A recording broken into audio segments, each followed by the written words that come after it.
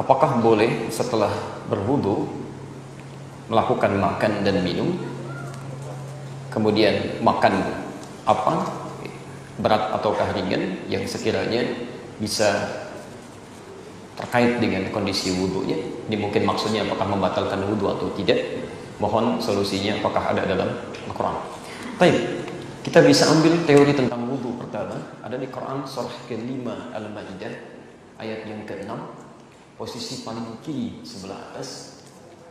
Kemudian terkait dengan makanannya yang berpengaruh kepada wudu atau tidak, ditemukan di hadis riwayat Muslim dalam kitab Sahih Muslim nomor hadis 828.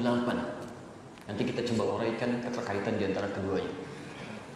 Teman-teman sekalian, mari kita ambil hukum umum dulu dalam wudu. Quran surah ke-5 Al-Maidah ayat yang ke-6. Ya ayyuhalladzina amanu, hai orang-orang yang telah menyatakan dirinya beriman kepada Allah. Idza qumtum ila shalah, jika Anda ingin menyempurnakan salat.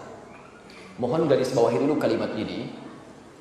Kata-kata salat di dalam Al-Qur'an, bahkan di dalam hadis Nabi SAW, itu seringkali diawali dengan derivasi kata iqamah. Baik yang bentuknya past tense, present, continuous ataupun future. Ya, baik yang sifatnya fi'il madhi, mudhari ataupun amr.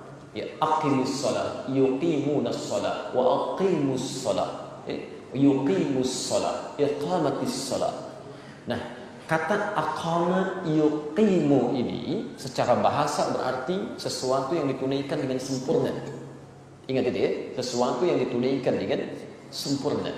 Jadi kalimat salat ketika diperintahkan oleh Allah yang bermakna ibadah itu seringkali diawali kalimat penegas yang mengingatkan kita untuk menunaikannya secara sempurna. Anda garis bawahi betul dalam kaidah ilmu tafsir, bahkan juga dalam hadis, atau bahkan secara teori bahasa yang dasar, setiap ada pesan yang ditegaskan kesempurnaannya, itu yang pertama menunjukkan bahwa pesan itu mengandung makna yang sangat penting. Ada rahasia besar di dalamnya yang harus kita raih, sehingga seakan-akan jangan sampai rahasia itu tidak diraih dan penekanan itu kemudian diletakkan pada kata kesempurnaannya.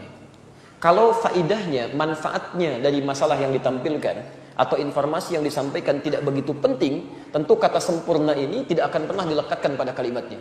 Standar aja. Ayo pergi ke sana. Tidak terlampau kemudian ditekankan kalimatnya. Pergi saja. Mungkin ada sesuatu yang berguna atau yang tidak. Tapi ketika ditekankan pada Anda, ingat ya, ini bekalnya sampai sana jam sekian, kemudian jangan mampir-mampir seperti ini gambarannya. Tunaikan dengan tepat ya. Berarti ada sesuatu yang sangat penting di dalamnya.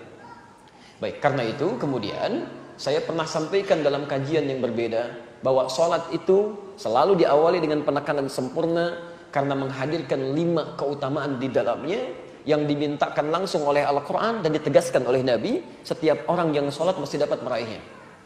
Satu, secara cepat, orang yang sholatnya benar dijamin oleh Allah akan berdampak pada kebaikan perilakunya. Ada di Quran surah ke-29 ayat ke-45. Yang kedua, orang yang sholatnya benar akan menghadirkan ketenangan dalam jiwanya dalam menghadapi setiap persoalan hidup. Ada di Quran surah ke-20 ayat ke-14, ditafsir di Quran surah ke-13 ayat ke-28. Yang ketiga, orang yang sholatnya benar itu cenderung akan dimudahkan oleh Allah semua urusan hidupnya, termasuk persoalan rizkinya. Ada di Quran surah ke-65 ayat kedua sampai dengan ayat ke-4, ditafsir di Al-Baqarah di ayat kedua sampai ayat yang ketiga. Yang keempat, orang yang sholatnya benar, maka doanya akan cepat dikabulkan saat dimohonkan kepada Allah tanpa ditunda. Jadi begitu dia selesai berdoa, saat itu dikabulkan doanya. Itu ada di Quran surah ketiga ayat 38 sampai dengan 39. Ditafsir di Quran surah kedua ayat ke-45. Dijelaskan kemudian dalam hadis riwayat Abu Daud nomor hadis 649. Hadisnya qudsi. Dan yang terakhir, yang kelima, orang yang sholatnya benar itu dijamin langsung oleh Allah dalam Al-Quran akan diberikan kesuksesan dan kebahagiaan dalam hidupnya.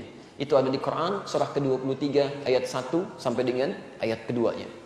Karena itulah kemudian Nabi menekankan betul, jika ada orang ingin menyempurnakan sholatnya dengan baik, maka perhatikan tahapan-tahapannya.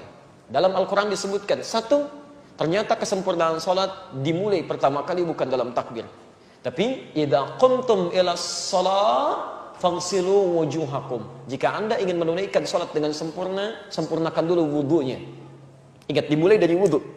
Ya, mulai basuh wajah dengan sempurna. Bahkan tafsir ayat ini Anda bisa temukan nanti di Al-Bukhari nomor hadis 751, hadis Muslim nomor hadis 397, ya, dan ada juga di Al-Bukhari nomor hadis 757. Kalau nomornya berbeda, cari babnya, namanya babul musi fis shalah. Bab tentang orang yang salatnya bermasalah. Ya, saya sering sampaikan tentang persoalan ini. Ja'a rajulun ila Nabi sallallahu alaihi wasallam, datang seorang lelaki pada Nabi sallallahu alaihi wasallam, namanya Khalad Az-Zuraiqi. Fadakhala ila al-Masjid Nabawi, masuk ke Masjid Nabi, fa shalla bi janbin Nabi sallallahu alaihi wasallam, kemudian salat di samping Nabi sallallahu alaihi wasallam. Tatkala beliau selesai salatnya, sallama yaminan wa syamala, salam ke kanan dan ke kiri, faqala lahu an-nabiy sallallahu alaihi wasallam. Maka Nabi sallallahu alaihi wasallam berkata pada orang ini, "Shalli fa innaka lam tusalli." Anda silakan salat lagi karena Anda belum salat. Disebut belum salat. Fa'ada salatahu 3 marat, maka mengulang orang ini salatnya sampai 3 kali. Faqala lahu an-nabiy sallallahu alaihi wasallam mithla ma kana. Maka Nabi sallallahu alaihi wasallam mengulang kembali kalimat serupa yang tadi. Shalli fa innaka lam tusalli. Anda salat lagi karena Anda belum salat. Faqala, maka dia berkata, ya Rasulullah, ma uhsinu ghairah. Ya Rasulullah, saya tidak bisa lebih baik dibandingkan dengan yang telah saya tunaikan tadi. Anlimni, tolong ajarkan saya. Tolong ajarkan saya. Maka disitulah kemudian Nabi mulai merespon. Perhatikan kalimatnya dan kaitannya dengan wudu. Kata Nabi, faqala Rasulullah sallallahu alaihi wasallam, idza qumta ila shalah. Kalau Anda ingin menunaikan salat dengan sempurna, asbighul wudu, maka sempurnakan dulu wudunya. Sempurnakan wudu, dan diajarkan oleh Nabi dari awal sampai akhirnya. Famastaqbil qiblah, kemudian baru menghadap kiblat, baru bertakbir sampai dengan salamnya. Dari situ kita mendengar kalimat sallu kama raaitumuni usalli. Salatlah kalian persis seperti melihat saya salat. Al-Bukhari nomor hadis 651. Nah, jadi perlu digarisbawahi dulu, walaupun pertanyaannya terkait dengan hubungan wudu dengan makanan, tapi penting diketahui wudu itu mesti dijaga luar biasa, disempurnakan, karena tidak hanya terkait dengan kesucian, tapi akan berdampak pada benar tidaknya salat yang telah kita tunaikan. Jelas sampai sini dulu? Nah, kalau sudah baik wudunya, dijelaskan oleh Al-Quran. Awas, perhatikan ya, ini tolong garis bawahi betul. Yang pokok dalam wudu itu ada 4. Satu wajah, kalimatnya menggunakan kata ghasala, faghsilu wujuhakum. Ghasala itu kalau dalam bahasa Arab adalah sesuatu yang ditumpahkan pada tempatnya, dibasuh. Jadi ambil airnya ditumpahkan di wajah. Jadi bukan ngambil air ditumpahkan baru diusap. Ya, jadi ambil airnya, tumpahkan di wajah, dari batas bagian atas kening sampai dengan ke dagu, dengan bagian belakang telinga. Baik, kemudian setelah itu wa aydiyakum ilal marafiq. Perhatikan, ini mohon izin saya lebarkan sedikit karena sering ada kekeliruan dalam proses ini. Wa aydiyakum ilal marafiq, kemudian tangan sampai siku.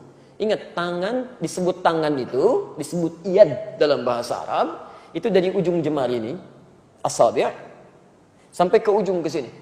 Mendekat pada katif, dekat ke pundak. Ini tangan. Tapi dalam ibadah itu selalu diberikan batas. Batas, misal Anda bersedekap, An-Nasai nomor hadis 886. Bersedekap di sini posisinya, rusghi. Jadi begitu menutup seperti ini. Atau boleh lebih sedikit, Al-Sa'id begini. Tapi tidak sampai ke sini. Tapi dalam wudu, ilal marafiq, jamak dari mirfaq, sampai ke sini, siku. Ya. Ingat, tangan, jari, sampai siku. Jadi bukan siku ke bawah. Jadi bukan kerannya dibuka, sikunya dibeginikan. Jelas ya? Tapi diambil airnya, turunkan sampai ke siku ke sini. Nanti itu ada hikmahnya, ada penjelasannya. Kemudian setelah itu, wamsahu bi ru'usikum. Berubah kalimatnya dari ghasala menjadi masaha. Berbeda. Ghasala tumpahkan langsung di tempatnya, masaha tumpahkan dulu airnya baru diusapkan. Ya, masaha itu mengusap, bukan menumpahkan. Ya, yang diusapnya disebut masih. Nabi Isa punya gelar Al-Masih, Al-Masih, karena di antara mukjizatnya bisa mengusap sesuatu dengan izin Allah penyakit bisa sembuh. Jelas ya? Tayyib. Dan yang diusap itu apa? Bukan rambut, tapi ru'us. Jamak dari kata ra'sun, kepala. Di sini keadilan Allah Subhanahu wa taala. Kalau yang diusap rambut, yang tidak punya rambut itu persoalan. Ya. Maka di sini diartikan dengan tidak ada penafsiran. Ya. Jadi semua ulama nggak ada penafsiran. Yang dibasuh itu kepalanya sehingga meresap ke dalamnya. Jadi begitu Anda buka, kemudian Anda ingin basuh, maka kemudian buang airnya, usapkan. Ya, usapkan ke kepalanya. Menggunakan huruf ba di situ. Ba di sini, dalam bahasa Arab ba punya 14 makna. Tapi di sini para ulama sepakat ya, 3 yang bisa diterapkan. 1, ba'al istighraq, yaitu mengusap dari depan sampai ke belakang. Jadi begitu Anda ingin berwudu misalnya, Anda kemudian mengusap, buka, tumpahkan airnya, diusap dari depan ke belakang. Jika dalam pelaksanaan itu tidak ada kesulitan berarti, tidak ada penyakit, tidak ada hambatan, untuk laki-laki khususnya, usap dari depan ke belakang. Jika kemudian ada persoalan, misal sakit sebagian dari anggota di kepalanya, sebagiannya, maka ba itu bisa berarti at-tab'id ma'at tahdid. Ya, sebagian dengan batas. Batasnya kata para ulama itu sampai di ubun-ubun di sini. Ya, jadi Anda bisa usapkan sepanjang kena ubun-ubunnya di sini, itu sudah sah dipandang mengusap. Dan yang terakhir, bagaimana jika di ubun-ubun pun ada persoalan? Maka ba di sini berfungsi sebagai at-tab'id min duni tahdid. Ya, mengusap tanpa ada batas sepanjang disebut bagian dari kepala. Dan kenapa hikmahnya menggunakan huruf ba? Karena Masya Allah, Allah lebih mengerti situasi kita, karena tidak setiap orang bisa mengusap secara sempurna. Ada perempuan yang mungkin menggunakan hijabnya dalam suasana di tempat tertentu nggak bisa dibuka. Ibu boleh ambil air di sini, kemudian usapkan sebagian kepala, itu sudah sah. Antum ada persoalan luka misalnya tertentu, kemudian usap sebagiannya, itu sudah sah wudunya. Dan jangan merasa tidak sempurna, karena syariat menetapkan itu. Yang keliru, walaupun dia sehat, tapi tidak mengusap kepala, cuma rambutnya aja. Sudah sisir, sudah bagus, minyaknya banyak luar biasa, gitu kan? Gak mau berubah tampilan rambutnya, tiba-tiba utak, gitu kan? Selesai. Nah, kemudian tiba-tiba tunaikan sholat, itu tidak tepat. Yang terakhir, ya, kemudian wa arjulakum ilal ka'bain, kembali membasuh, bukan mengusap, membasuh kaki sampai dengan ke mata kakinya. Itu yang pokok yang 4. Jadi selebihnya itu sunnah, dan sunnah itu berpahala dikerjakan, ya, berpahala. Jadi kalau Anda sempurnakan dari mulai berniatnya, kumur-kumurnya, istinsyaknya, sampai telinga, sampai ke ujungnya, pahalanya lebih banyak di situ. Tapi kalau airnya kira-kira tidak cukup untuk keseluruhan, jangan buru-buru tayamum. 4 dulu dilihat. Ya, yang pokok ini. Jadi jangan langsung Anda simpulkan tayamum.